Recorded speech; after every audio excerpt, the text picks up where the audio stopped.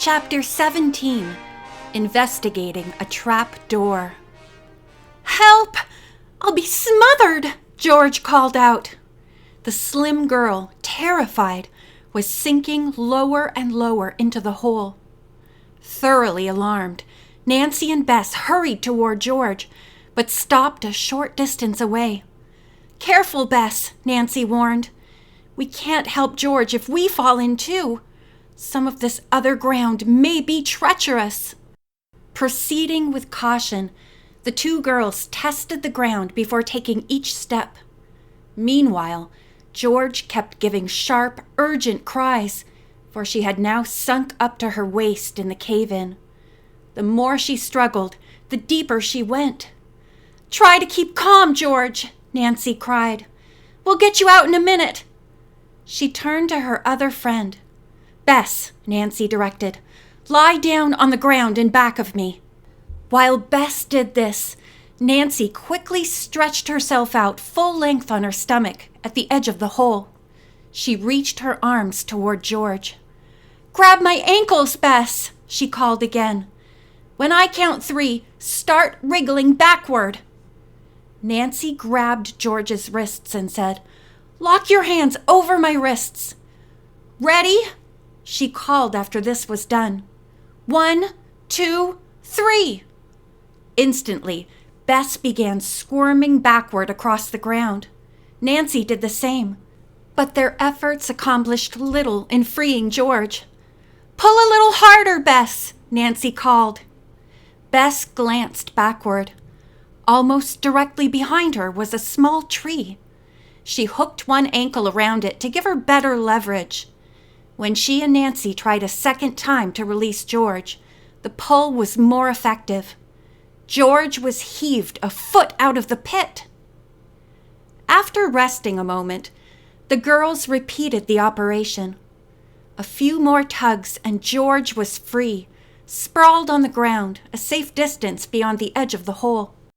A moment later, earth on both sides of the hole fell away. "Good night," she said, panting. "You were just in time. Whew, what a close call." The others nodded as they stood up. For nearly 10 minutes, the girls sat in a circle, saying little. George's accident had been a real shock to all of them. Finally, she spoke up, asking what the others thought had caused the cave-in. "I think that there may have been a sluiceway here at one time," Nancy replied. "Probably at this point there was a water wheel and a little dam. Over a period of time it is partially filled in, but the water keeps the ground above it soft." George, looking at her grimy, splattered clothes, said, "I guess you're right, Nancy. This isn't just dirt, it's mud." The strong sun, however, soon dried her clothes. Nancy, who had been thoughtful for some time, suddenly said, "Since nobody came from the house to help us when you cried out for help, George, I guess it's deserted. Let's find out." "Maybe no one is living in the house," said Bess, "but it may be Roger Holt's hiding place. If the stolen furniture is there, he'll probably have it guarded. We'd better watch our step." The girls advanced cautiously, but no guard came to stop them, and there was no response when they knocked on the door. "I'm sure that the place is vacant," said Nancy, trying the handle. The door creaked open. "Come on in," she added, leading the way. There was not one piece of furniture in the damp, still house. A one-story dwelling of 3 rooms and an attic. In the kitchen ceiling was a trap door to the attic space. "Another dead end," George remarked, somewhat gloomily. "And I thought sure we'd find something here." The girls stood still, gazing around the old building and trying to picture life as it might have been lived there 50 years before. Bess was just about to make one of her romantic remarks on the charm of old homes when they heard a thud in the attic. "What was that?" she asked nervously, looking upward. For answer, Nancy put a finger to her lips for quiet. Once more, the girls stood in complete silence. 5, 10, 15 seconds went by. There was not another sound from the attic. 20 seconds, 25. The girls did not take their eyes off the closed trap door. When 30 seconds had passed, George whispered, "I guess it was nothing. Let's get out of here, though." Nancy shook her head and again put a finger to her lips. Pointing upward, she indicated that she was going to investigate the attic. Bess, shaking her head and waving her arms, tried silently to dissuade her friend from doing it. Nancy was determined, however, and motioned for Bess to bend down. The plump girl groaned as Nancy climbed to her shoulders, reached upward, and tilted the trap door open. The next second, a shower of dusty newspapers descended on her. Nancy lost her balance and fell to the floor. Bess was bowled over, her eyes full of dirt. Almost at the same instant, a heavy bundle of papers landed squarely on George. The room was a cloud of dust. Coughing and choking, the three girls made their way out of the cabin to clear their lungs. Bess and George asked Nancy if she had hurt herself in the fall. "No," Nancy replied, brushing herself off. Then, as a thought came to her, she added, "I don't believe those papers could have tumbled down by themselves." Instantly, Bess became alarmed.